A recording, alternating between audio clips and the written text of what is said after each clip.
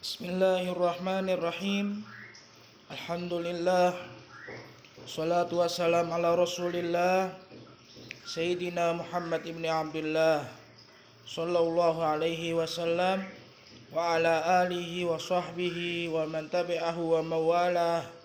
Wala hawla wala quwwata illa billah. Rabbi shrah sadri wa yassir li amri wahlul 'uqdatan min lisani yafqahul qawli. Rabbi a'udzubika min hamazati syayatin wa a'udzubika rabbi ayahdurun. Alhamdulillah, segala puji bagi Allah Subhanahu wa taala. Shalawat dan salam tercurahkan kepada baginda Nabi besar Muhammad sallallahu alaihi wasallam wa baraka alaihi wa ala alihi. Alhamdulillah, kita lanjutkan kembali daripada materi sejarah kebudayaan Islam kelas 11 IPA dan IPS. Langsung saja ya, ini materi bab 3 tentang Daulah Mughal. Kita mulai dari sejarah lahirnya Daulah Mughal. Daulah Mughal dirintis oleh Zahiruddin Muhammad Babur pada tahun 1526 sampai 1530 Masehi. Ia adalah salah satu cucu dari Timur Leng. Kalau yang masih ingat tentang Timur Leng, beliau itu dulu Timur Leng itu adalah salah satu orang yang sangat memusuhi Islam. Ya, orang yang sangat membenci Islam, bahkan orang yang menghancurkan dinasti Abbasiyah waktu itu. Ya, dinasti Abbasiyah adalah daripada Timur Leng. Nah, Timur Leng ini ketika menjelang wafatnya, beliau malah masuk Islam. Dan Zahiruddin Muhammad Babur adalah salah satu daripada cucu dari Timur Leng. Ayahnya adalah Umar Mirza, yaitu penguasa Fargana. Ia punya ambisi kuat untuk menguasai Samarkand, yaitu kota terpenting di Asia Tengah pada saat itu. Samarkand bisa dikuasai pada tahun 1494 Masehi. Setelah Samarkand, target berikutnya adalah Kabul, ibu kota Afghanistan. Dan setelah Kabul berhasil ditaklukkan, Babur melanjutkan ekspansinya ke India. Pada tahun 1520 Masehi, Punjab langsung dikuasai oleh Babur. Setelah Punjab dikuasai, Babur beserta pasukannya bergerak ke Delhi. Ibrahim Lodi akhirnya berhasil dikalahkan dan meninggal dunia beserta ribuan tentaranya dalam pertempuran dahsyat di Panipat pada tanggal 21 April 1526 Masehi. Ya, Zahiruddin Al-Babur tampil sebagai pemenang dan kemudian menegakkan pemerintahannya di Delhi. Dengan demikian berdirilah Daulah Mughal di India. Daulah Mughal telah memberi warna baru bagi peradaban orang-orang India sebelumnya identik dengan agama Hindu. Walaupun Babur pendiri Mughal bukanlah asli orang India, tapi dia adalah peletak peradaban Islam yang baru di India. Ya, jadi agama Islam, ya, sejarah peradaban Islam sampai juga kepada Asia Tengah, Asia Tenggara, yaitu daripada India, di negeri India melalui dinasti atau Daulah Mughal. B. Strategi dan kebijakan pemerintahan Daulah Mughal. Dalam kurun kurang lebih 3,5 abad, berarti 350 tahun, Daulah Mughal dipimpin oleh beberapa sultan. Di antaranya adalah satu, Zahiruddin Muhammad Babur, yang tadi sekaligus sebagai pendiri Daulah Mughal. Ya. Kekuasaan yang dikuasai pada waktu itu adalah beliau menguasai sampai ke timur Tiongkok, ya. Kekaisaran Ming beliau biasa kuasai, dan Daulah Safawiyah di barat di Persia, ya, beliau juga kuasai. Jadi cukup luas pemerintahan yang dikuasai oleh Zahiruddin Muhammad Babur, pemimpin Daulah Mughal yang pertama. Sultan Zahiruddin Muhammad Babur tutup usia pada tahun 1530 Masehi. Lalu ada yang kedua, Humayun, ya, memimpin dari tahun 1530 sampai 1556 Masehi. Humayun melanjutkan kepemimpinan ayahnya, yaitu Zahiruddin Muhammad Babur, ya, memimpin selama kurang lebih 26 tahun. Humayun masih banyak mendapatkan tantangan, terutama tantangan dari pemimpin-pemimpin Hindu di India, karena kan kita tahu di India itu adalah mayoritas Hindu terbesar ya sampai saat ini. Pada tahun 1450 Masehi, Humayun berhasil dikalahkan oleh Sher Khan dari Afghanistan. Humayun melarikan diri ke Persia yang saat itu dipimpin oleh Tahmasp, penguasa Daulah Safawi. Humayun kembali ke India setelah 15 tahun menyusun kekuatan di pengasingan. Daulah Mughal berhasil ditegakkan kembali di Delhi pada tahun 1555 Masehi setelah mengalahkan kekuatan Sheikh Khan Shah. Pada tahun 1550 Masehi, Humayun meninggal dunia setelah setahun sebelumnya berhasil mengembalikan kejayaan Daulah Mughal. Yang ketiga, Jalaluddin Muhammad Akbar, atau yang biasa dikenal Akbar ke-1. 1556 sampai 1605 Masehi. Akbar menjadi raja terbesar Daulah Mughal di India. Dia lahir di Umarkot, Sindh pada tanggal 15 Oktober 1542. Akbar adalah pemimpin Mughal paling kontroversi. Kenapa? Karena waktu itu Akbar menggantikan ayahnya dalam usia yang masih sangat belia, yaitu 14 tahun. Pada masanya dikenal sebagai masa kebangkitan dan kejayaan Mughal sebagai daulah Islamiyah terbesar di India. Karena usia yang masih sangat belia, Akbar mempercayakan urusan pemerintahan kepada Bayram Khan, salah satu orang kepercayaan di pemerintahan Akbar. Setelah dewasa, Sultan Akbar mengambil alih wewenang pemerintahan dari Bayram Khan yang sudah memiliki pengaruh kuat di Mughal.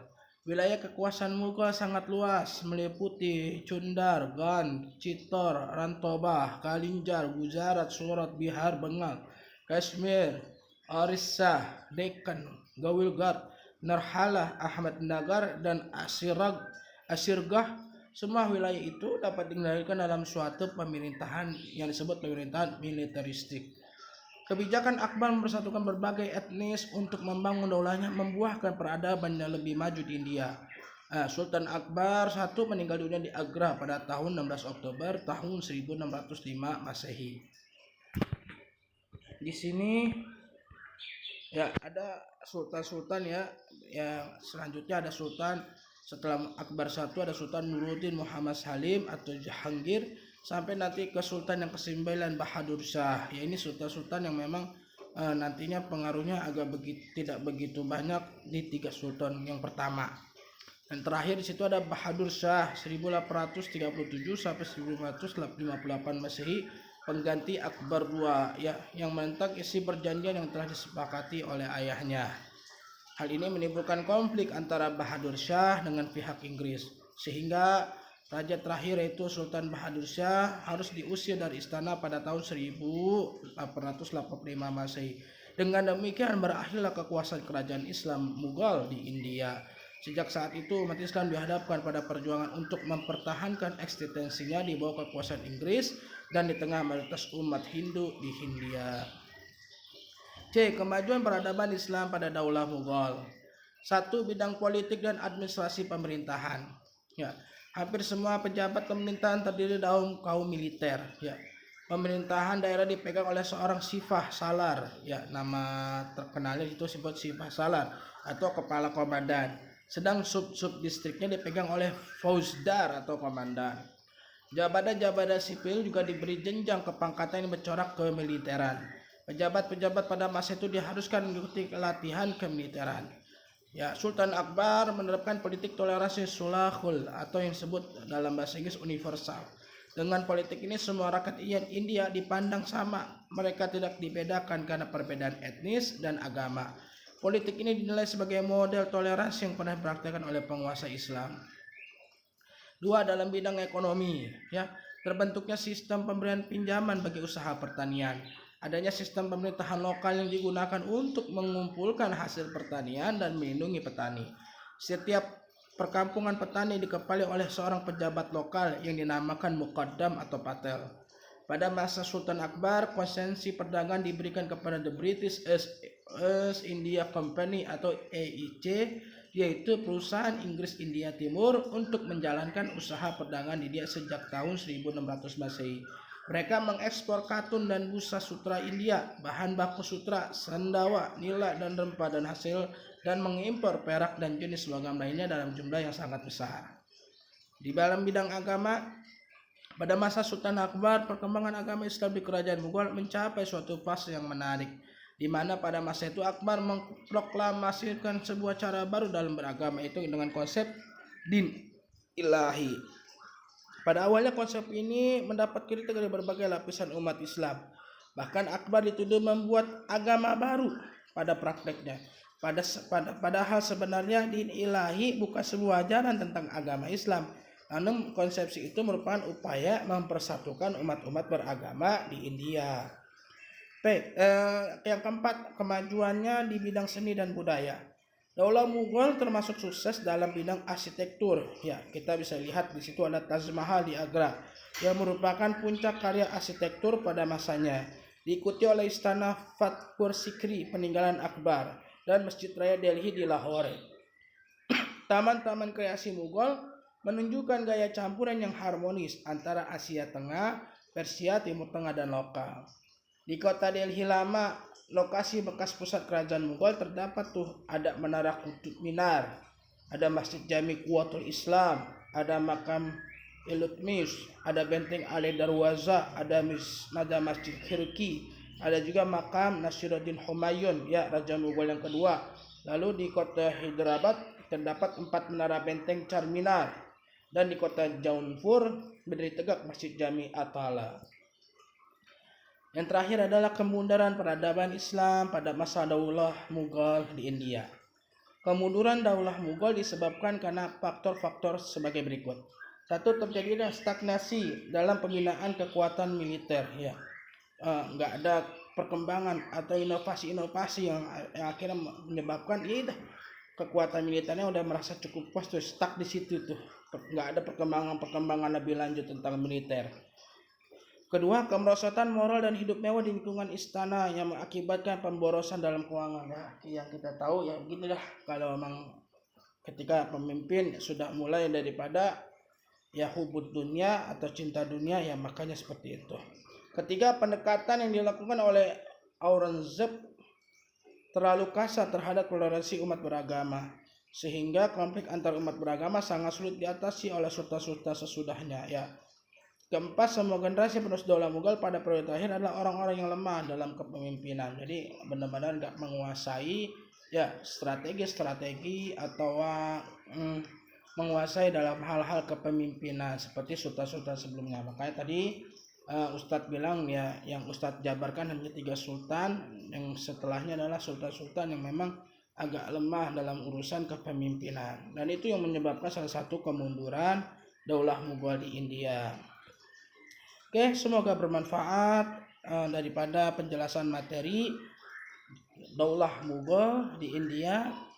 Yang bisa kita petik adalah bahwasanya Islam pernah berada di India dan sampai saat ini masih ada beberapa ya umat-umat muslim yang ada di India, dan mereka semua adalah saudara-saudara kita sesama muslim.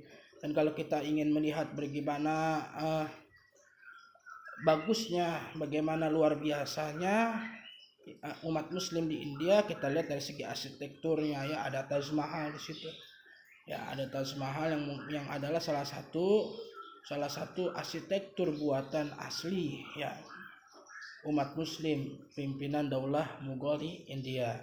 Terima kasih. Mohon maaf bila ada salah-salah kata atau salah-salah dalam penyampaian. Ya. Wallahu a'lam bishawab. Wassalamualaikum warahmatullahi wabarakatuh.